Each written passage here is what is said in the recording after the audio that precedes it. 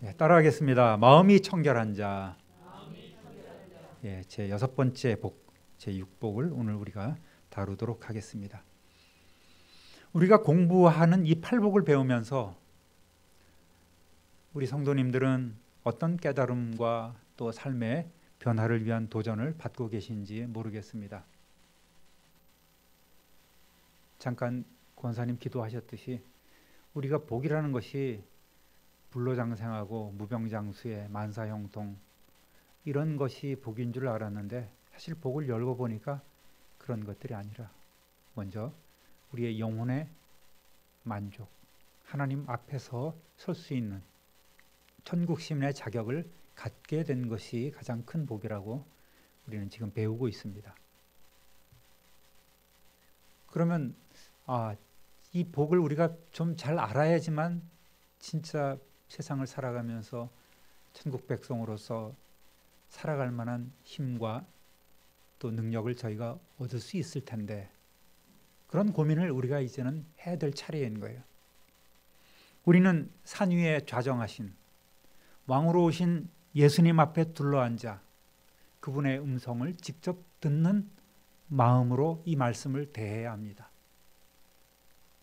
예수님은 산상에서 이 팔복을 툭 던져주십니다. 그리고 산상수훈이라는 그 복된 말씀을 쫙 쏟아내십니다. 물론 그 자리에서 다 하신 것은 아니고 이제 여러 그 예수님의 말씀을 모아서 이렇게 편집을 한 것이라고 볼 수가 있겠지만 예수님은 이 말씀을 하시면서 해석을 주지 않았습니다. 심령이 가난한 자는 이러한 사람이다, 이러한 사람이다 말씀해 주지 않았어요. 그런데 지금은 여러분은 이 목사를 통해서 자세하게 풀어주고 계신단 말입니다. 하나님께서. 그것만 해도 우리는 큰 복을 받고 누리는 것이지요. 할렐루야. 그래서 우리는 산상수훈을 읽어가면서 점점 예수님을 느끼는 거예요. 예수님의 심정을 느껴야 되고 그 상황에서 백성들에게 말씀하시는 그들을 불쌍히 여기시고 그들의 형편과 처지를 이해하시면서 너희의 현재 상황이 복되구나라고 말씀하시는 그 예수님의 따뜻한 마음을 우리가 마음속으로 계속해서 받아들이고 인정하면서 맡기는 시간이 되어야 하는 것입니다. 예수님을 느낀다는 것, 요즘 말로 예며든다는 말이 맞는 것 같아요. 예며드는 게 뭐예요?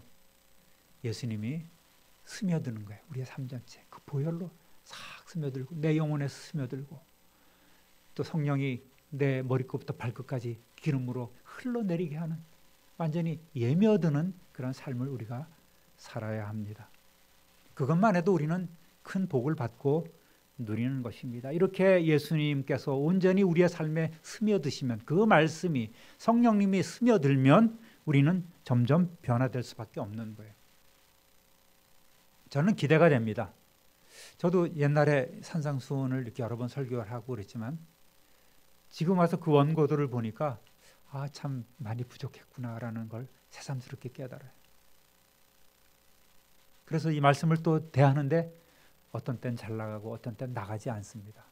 아직 예수님이 말씀하신 그 단계까지 내 삶이 이르지 못했구나라는 철저한 자기 반성의 시간을 저는 지금 계속 갖고 있는 것이죠. 안데르센이 쓴 벌거숭이 임금님 또는 벌거벗은 임금님으로도 많이 번역이 됐습니다만 거기 보면 옛날에 무능하긴 한데 새 옷, 신상을 그렇게 좋아하는 임금님이 등장하지 않습니까? 임금은 새 옷으로 몸을 치장하는 데만 온통 신경이 써 있지 나라를 제대로 다스리는 데는 별 관심이 없었던 거예요. 어느 날 임금 앞에 세상에서 가장 아름다운 옷감을 짤 수 있다는 사기꾼 둘이 나타납니다. 어떤 번역본마다 조금씩 다르더라고요. 어떤 번역본에는 하도 신상 쫙대니까 이 재단사 둘이 공모를 해서 야 우리 이번에 임금을 좀 찜쪄 먹자 그러고 했다는 그런 설도 있고요. 어쨌든 사기꾼이 나타나서 이 자신들이 만드는 이 옷감이야말로 세상에서 굉장히 제일 멋진 아름답기만 할 뿐만 아니라 이거는 신비한 힘이 있습니다. 바보스럽거나 또 일을 잘 못하는 사람 눈에는 절대 안 보이는 마음이 깨끗한 사람에게만 보이는 신비한 옷감이라고 말하는 거예요. 임금이 솔깃합니다. 그런 옷감이 있다고? 그럼 만들어라 해서 명령을 합니다. 이들은 이제 방 하나를 차지하고서 그 안에서 이 옷감 짜는 기계를 갖다 놓고 뭔가 계속해서 움직이고 짜는 것처럼 계속 흉내를 내는 거예요. 신하들이 이렇게 염탐하고 보고를 합니다. 뭔가 열심히 하고 있습니다. 어느 날 신하를 보내죠. 어떻습니까? 마치 그 옷감이 있는 것처럼 보여지면서, 그랬더니 신하가 자기는 멍청하거나 또 무지한 바보 같은 사람이 아니기 때문에 차마 안 보인다고 얘기할 수 없고, 훌륭합니다. 이런 옷감 처음 봅니다 하면서 임금님에게 달려가서 보고를 합니다. 왕이시여, 정말 훌륭한 옷감이 짜지고 있습니다. 그래? 또 다른 신하를 다음번에 보냅니다. 그 신하 역시 마찬가지였습니다. 그래, 오늘은 내가 가서 구경해야지 하고 신하들을 대동하고서 그 자리에 가지 않습니까? 그랬더니 그 사기꾼들이 또 왕이시여, 이 옷감 어떻습니까? 정말 신비롭지 않습니까? 마음이 더러운 사람은 보이지 않아요. 어리석은 사람은 보이지 않습니다. 임금이 차마 자기가 어리석다고 얘기는 못하고, 정말 훌륭하구나, 얼른 옷을 만들도록 하여라. 왜 제가 이 얘기를 하고 있죠? 다 하시는 말씀인데. 그랬더니 드디어 이제 임금이 자기의 그 새 옷을 과시하고 싶은 마음에 이렇게 거리를 지나는 날이 되었습니다. 임금님의 행차가 시작된 거예요. 그냥 마치 거기에 무엇이 있는 것처럼 이 제단사들은 그에게 옷을 입히는 것처럼 팔 걷으십시오. 그리고 자, 이렇게 하고 걸으셔야 됩니다. 이러고 가십시오. 옷감이 그래야지 멋있습니다 하고 마차에, 말 위에 탁 태워서 이제 가게 하는 거예요. 마차에서. 백성들도 정말 훌륭한 옷감이고 바보 같은 사람 눈에는 안 보인다 그러니까 이 상식이 있는 어른들은 다 멋지다, 정말 멋지다, 그러면서 칭찬만 하고 있는 거예요. 그때 누가 나타나요? 어린 아이가 나타나면서 배꼽을 잡으면서 깔깔깔거리면서 임금님은 벌거벗었어요. 임금님은 아무것도 입지 않았습니다. 외치는 것이죠. 망신 당했다는 그 얘기를 우리가 잘 알고 있습니다. 마음이 청결한 깨끗한 어린 아이만 정반대로 현실을 알아차리고 진실을 볼 수 있었고 진실을 말할 수 있었고, 어리석은 어른들은 전혀 그것을 깨닫지 못하고 농락당했던 그 일, 그걸 우리는 동화 속에서 찾아볼 수 있습니다. 오늘 본문 한번 읽어보겠습니다. 마음이 청결한 자는 복이 있나니 그들이 하나님을 볼 것이며, 다시 우리식으로 읽어봅니다. 하나님 앞에서 마음이 청결한 자는 복이 있나니 그들이 하나님을 볼 것이며. 아멘. 1복부터 4복까지 또 5복부터 8복까지는 서로 밀접한 관계가 있다고 말씀을 드렸습니다. 1복과 5복, 1복은 심령이 가난한 자가 받을 복이었지요. 5복은 심령이 가난해서 하나님만 갈망하던 자는 이제 이웃의 처지를 바라보면서 그들의 갈망을 느끼면서 그들에게로 다가갑니다. 그리고 2복은 하나님 앞에서 죄로 인해 애통하는 자는 죄사함을 받고 하나님의 위로를 받습니다. 심령이 깨끗해진 자는 이제는 우리 삶과 직결되는 6번째 복인 마음의 청결과 딱 연결이 되는 것입니다. 쉬운 말로 영의 깨끗함을 받은 사람은 우리의 혼의 깨끗함을 이루어갑니다. 마음의 깨끗함을 이루어갑니다. 그래서 사심 없이 이제는 세상을 향하여 진실함으로 사람들에게, 이웃에게 나아가는 거예요. 어제는 긍휼한 마음으로 세상을 향해 나아가고, 오늘은 또 이렇게 진실함으로 깨끗한 마음으로 세상을 향해 나아가게 되는 것입니다. 오늘은 팔복 6번째 시간으로 마음이 청결하다는 것은 무엇을 얘기하고 있는지, 또 어떻게 해야 청결함을 유지하는지, 하나님을 본다는 말씀은 어떤 의미인지 살펴보도록 하겠습니다. 따라합니다. 마음이 청결한 자는 하나님을 경외합니다. 우리는 팔복 첫 시간에 심령이 가난한 자는 천국을 소유한다고 그렇게 깨닫게 되었습니다. 지금 그때 나온 심령은 원어로 푸뉴마라고 하고, 오늘 쓰이는 이 마음 즉 카르디아와는 조금 차이가 있는 말입니다. 심령, 푸뉴마라는 것은 좀 더 하나님에 대한 영적인 부분을 나타낸다면 이 카르디아는 우리의 지정이, 사람의 마음, 즉 알고 희로애락을 느끼고 판단하는 우리의 삶의 영역이란 말이죠. 그 다음에 청결이란 말은 카다로스라고 합니다. 이건 혼합되지 않은 순수한 것을 뜻합니다. 따라서 마음이 청결한 사람은 마음에 더러움이 없는, 오염되지 않은 깨끗한 사람입니다. 현실적으로 존재할까요? 이것은 원래 깨끗했다는 것이 아니라 바로 깨끗하게 씻겨졌다는 의미입니다. 깨끗하게 씻겨졌어요. 그러니까 저와 여러분은 지금 마음이 청결한 게 된 거예요. 싹 소재가 됐습니다. 우리의 마음속의 모든 어둠과 죄가 다 물러가고 예수 그리스도 보혈로 깨끗하게 씻겼기 때문에 우리는 마음이 청결한 상태인 것입니다. 유대인들의 율법은, 정결예법은 늘 외적인 것을 강조했습니다. 성전 기구도 깨끗하게 닦고 기름으로 바르고. 여러분, 성전이나 옛날 성막에 보면은 우리는 그냥 피상적으로 어떤 상황인지 잘 몰라요. 그런데 짐승을 얼마나 많이 잡았습니까? 피비린내 나고 그 피를 가져다가 제단에 뿌리고 단 위에 뿌리고 사람들에게 뿌리고 하는 이런 것들이 완전히 어마어마하게 피비린내가 진동을 하고 거기에 또 얼마나 많은 곤충 파리들이 들끓겠어요. 그러니까 청결을 유지하지 않으면 안 돼요. 제사가 끝나면 제사장들은 열심히 그것을 씻어내고 기름으로 닦아내고 정결하게 하고 또 다음 제사를 준비하는 거예요. 매일매일 그렇게 해야 됩니다. 또 성경에는 나오지 않았지만 끊임없이 바닥에 쏟아진 그 피들을 긁어내고 새로운 흙으로 갖다 덮고 하는 이런 수많은 일들이 끊임없이 반복된 거예요. 그러니까 성전은 깨끗해 보여도 늘 레위인들이나 성전에서 섬기는 제사장들의 수고와 땀방울이 그 안에 있는 거예요. 우리의 심령의 성전은 어떻습니까, 여러분? 우리 눈에 보이는 우리 교회 공동체 성전은 늘 와서 깨끗하게 하고 청결 유지합니다. 그러나 우리의 심령의 청결은 어떻게 유지하고 계신지 모르겠습니다.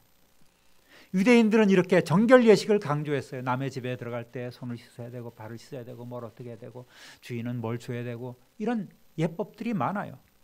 예수님께서 서기관들이나 바리새인들을 그렇게 싫어했던 이유가 이들은 사람의 눈을 의식하면서 주로 겉모습, 형식에만 치우친 위선적인 생활을 했기 때문에 그렇습니다. 누가복음 11장 39절 한번 예수님의 마음으로 읽어보겠습니다. 주께서 이르시되 너희 바리새인들은 지금 잔과 대접의 겉은 깨끗이 하나 너희 속에는 탐욕과 악독이 가득하도다. 화 있으신 자 독사의 새끼들아 하면서 예수님이 막 퍼붓지 않습니까? 현대인 역시 외모만 가꾸려고 하지 정작 중요한 내면은 멋대로 놔두고 있습니다. 내 인생 내 건데 내 멋대로 살면 되지. 상대방의 의식의 흐름을 존중하고 상대방의 생각을 존중해 주려 합니다. 그래, 너의 삶의 방식은 네가 알아서 해. 그러나 여러분, 사람의 마음이라는 것이 어떻습니까? 예레미야서 17장 9절 읽어봅니다. 만물보다 거짓되고 심히 부패한 것은 마음이라 누가 능히 이를 알리요. 세상에서 이 마음보다 더 거짓되고 부패한 것이 없는 거예요. 끝이 사람의 마음 상태 아니겠습니까? 남을 속이려 하는 자는 자신의 검은 속마음을 보이려 하지 않습니다. 청결하지 못한 사람은 철저히 위선적인 삶을 사는 거예요. 마음이 청결하지 못한 자는 영적인 시각장애인인 것입니다. 예수님은 인간의 내적 성결, 정결, 즉 마음이 깨끗해야 함을 늘 강조하셨습니다. 예수님이 깨끗해야 할 장소가, 깨끗게 유지해야 할 장소가 외모나 옷차림, 집이나 생활공간, 눈에 보이는 성전 이런 것이 아닌 마음이라고 하신 이유는 바로 마음이 우리의 전부이기 때문에 그러는 거예요. 우리 인간의 존재와 인격의 최고 중심지이기 때문에 예수님은 마음이 깨끗해야 된다. 마음이 청결해야 된다. 그렇게 이야기하고 있습니다. 마음이 바로 서야지 삶도 달라지는 것입니다. 우리 스스로의 힘으로 죄를 깨끗하게 할 수 없지요. 성경에서 의미하는 청결한 사람은 바로 예수 그리스도의 보혈로 깨끗하게 씻긴 사람을 의미하는 것입니다. 시편 32편 1절 2절 허물의 사함을 받고 자신의 죄가 가려진 자는 복이 있도다. 마음에 간사함이 없고 여호와께 정죄를 당하지 아니하는 자는 복이 있도다. 아멘. 우리는 죄사함을 받은 우리는 복된 사람입니다. 예수 그리스도로 깨끗하게 씻김받아 청결하게 된 우리지만 그 청결함을 계속 유지하기 위해서는 우리는 굉장한 노력을 해야 돼요. 그것이 바로 하나님을 경외하는 신앙 아니겠습니까? 하나님 앞에서 산다는 그러한 의식 아니겠습니까? 우리의 구원을 계속 유지한다는 건 힘든 일이에요. 우리의 환경은 죄를 저지르기에 너무나 적합한 환경입니다. 비록 거듭나서 성도가 되고 하나님의 자녀가 되었지만 우리의 마음에는 여전히 옛 생각, 옛 습관, 이전에 행했던 그 죄성들이 남아있는 거예요. 쓴뿌리가 있다는 것입니다. 그래서 두렵고 떨림으로 너의 구원을 온전히 이루라고 명령하지 않습니까? 또 하나님은 다 알고 계심에도 사람들이 얼마나 완악한지 하나님 앞에서조차 범죄 사실과 진실을 은폐하려 합니다. 성도 가운데서도. 여러분, 어떤 이런 사람도 어떻게 기도하는지 아십니까? 하나님, 이 정도면 되지 않습니까? 죄가 사해진 것 아니겠습니까? 제가 이렇게 교회에서 노력도 하고 헌신도 하고 봉사도 하고 또 헌금도 남 못지않게 합니다. 그러니까 하나님 좀 이해해 주셨으면 좋겠습니다. 하나님하고 타협하려 하는 모습들이 의외로 많이 있는 거예요. 진실한 마음에서 통회하며 애통하며 자복하는 일보다는 죄를 졌지만 하나님, 제가 헌금 이렇게 드립니다. 예물 드립니다. 제가 이렇게 충성하고 헌신하지 않습니까? 그러면서 하나님 좀 퉁치십시다 하고 이렇게 자꾸 하나님하고 거래를 하려는 모습들이 있는 거예요. 이런 사람들은 사탄에게 골탕 먹습니다. 사탄의 하수인이 되는 거예요. 왜 교회가 그렇게 시끄럽고 거룩해야 될 공동체가 왜 이렇게 변질되어 갑니까? 바로 이러한 사람들 때문에 그런 거예요.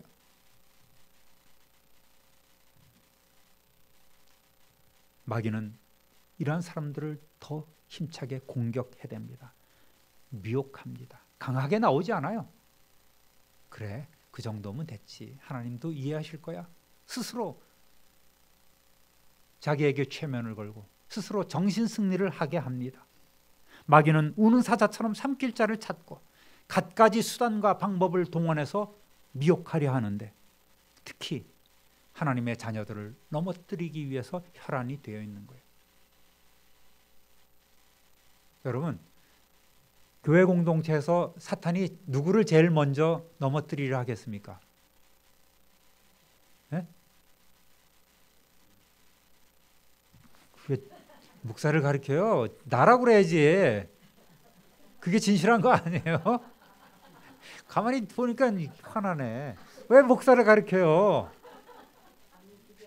틀린 말이 아니라 사실 맞아요.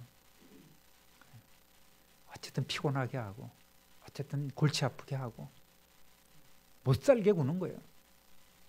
이번에도 편지 봉투가 멋진 게 하나 왔어요. 3번에서 어떤 사람이 이름까지 적어갖고 보냈어요. 목사님, 저는 신천지 교인입니다. 목사님이 진리를 알기를 원합니다 하고 딱 보냈어요. 야, 정말 열심히 있구나 이 사람. 손편지까지 보내 이제.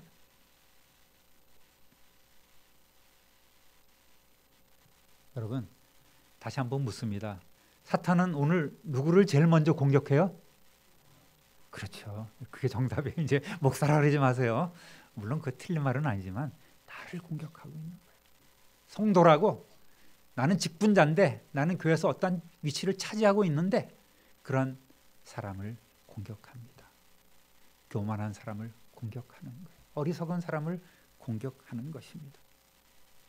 요한은 예수님이 오신 목적과 사탄이 온 목적을 분명하게 말합니다.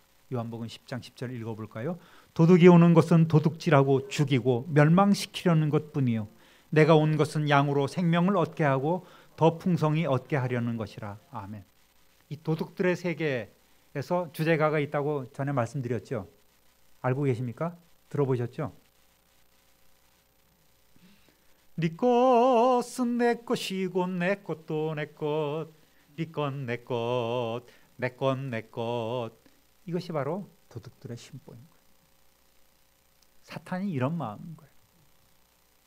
우리가 예수 그리스도의 손에, 예수 그리스도의 범위 안에 살아가는 것을 못마땅해 어떻게든 뺏으려고 노력한다는 말이에요. 그렇기 때문에 우리는 마귀의 유혹에 넘어가지 않도록, 그 공격에 쓰러지지 않도록 깨어 있어야 합니다. 세상 그 무엇보다, 어떤 가치보다 우리는 마음을 지켜야 돼요. 여기에 사느냐 죽느냐의 문제가 달려있기 때문입니다. 잠언 4장 23절 읽어봅니다. 무릇 지킬 만한 것보다 더욱 네 마음을 지키라. 생명의 근원이 여기서 남이라. 아멘. 구원받은 우리가 그 구원을 잃어버릴 수 있겠어요? 잃어버리면 안 되잖아요. 지켜야 됩니다. 막아내야 돼요. 마귀의 공격에 대비해서 우리는 전신갑주로 무장을 해야 됩니다. 그리고 늘 깨어 경계를 게을리하지 말아야 합니다. 특히 우리에게 남아있는 옛 습관을 벗어버리고 경건한 습관이 우리의 몸에 배어들게 해야 합니다. 우리의 심령에 하나님보다 더 사랑하는 세상적 우상들, 그것들 다 제거해야 돼요. 명예욕, 육신의 정욕, 안목의 정욕, 물질욕, 이런 거 다 우리는 그것이 우상이 되는 거예요. 그것이 삶의 목표가 돼서는 안 돼요. 성도로서 우리의 삶의 목표는 예배입니다. 진실한 하나님 앞에 드리는 예배인 거예요. 여러분, 쓰레기통에 뭐가 담깁니까? 쓰레기가 담기죠. 그러면 쓰레기통을 쏟으면 뭐가 나와요? 쓰레기가 나오는 거예요. 사람의 행동이나 습관은 마음에 쌓여진 것이 밖으로 나오는 것입니다. 우리의 심령이 쓰레기통이 돼버리면, 우리의 마음이 더러운 쓰레기통이 돼버리면 거기에 담기는 것은 엉뚱하고 취한 것밖에 없는 거예요. 마태복음 12장 35절 읽습니다. 선한 사람은 그 쌓은 선에서 선한 것을 내고 악한 사람은 그 쌓은 악에서 악한 것을 내느니라. 예수님은 위선적인 바리새인들에게 독사의 자식들아, 너희가 악한데 어떻게 너희가 선한 말을 할 수 있단 말이냐? 너희는 마음에 가득 찬 것으로 말하니 너희의 입에서 나온 것은 악한 것뿐이로구나. 이렇게 책망하신 것 아니겠습니까? 마귀로 틈 못하도록 경건한 습관이 생활화해야 됩니다. 생활화해야 됩니다. 매일 말씀을 묵상하고 기도하는 생활이 습관처럼 몸에 배어야 합니다. 요즘은 뭐 루틴이라 그러잖아요. 아침에 일어나면 말씀 듣고 성경 읽거나 쓰고 보고 또 하루의 일을 시작하고 또 기도하고 하는 이런, 잘 때는 어떻게 하고 이런 자기 자신의 신앙의 루틴을 우리가 습관화해 나가는 거예요. 습관을 루틴이라고 얘기를 합니다. 하나님을 경외하며 날마다 거룩함을 유지하도록 자신을 훈련시키시기를 우리 주님의 이름으로 부탁드립니다. 따라합니다. 마음이 청결한 자는 하나님을 봅니다. 예수님은 마음이 청결한 자는 하나님을 볼 것이라고 선언하셨습니다. 물론 하나님은 영이시기 때문에 우리는 볼 수가 없죠. 모세조차 그저 잠깐 스쳐 지나가는 하나님의 영광의 한 자락만을 체험했을 뿐입니다. 그러면 예수님께서 하나님을 볼 것이라고 말씀한 것이 거짓말일까요? 잘못된 것일까요? 지금 예수님을 둘러싸고 예수님과 무리들은 예수님의 말씀을 들으면서도 놓치고 있는 것이 하나 있어요. 바로 하나님으로서 지금 세상에 오신 예수, 진리의 예수님을 보고 있다는 사실입니다. 그런데 그들은 그때까지도 눈치를 못 채고 있어요. 내가 왕으로서 오늘 선포한다.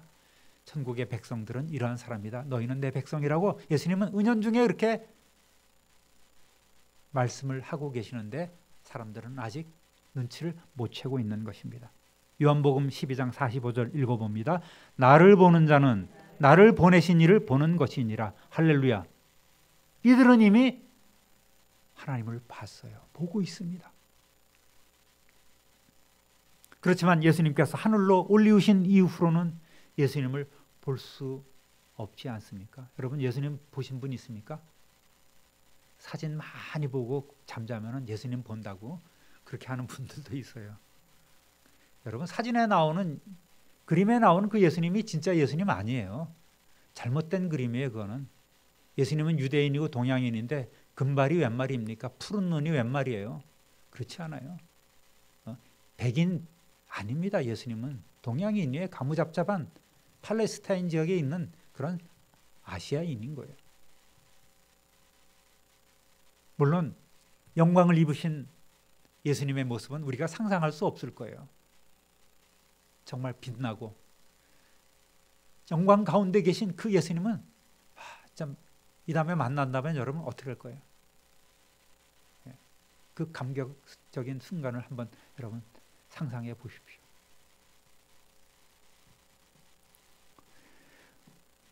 예수님께서 뭐라고 말씀하십니까? 요한복음 20장 29절 읽어봅니다. 예수께서 이르시되 너는 나를 본고로 믿느냐?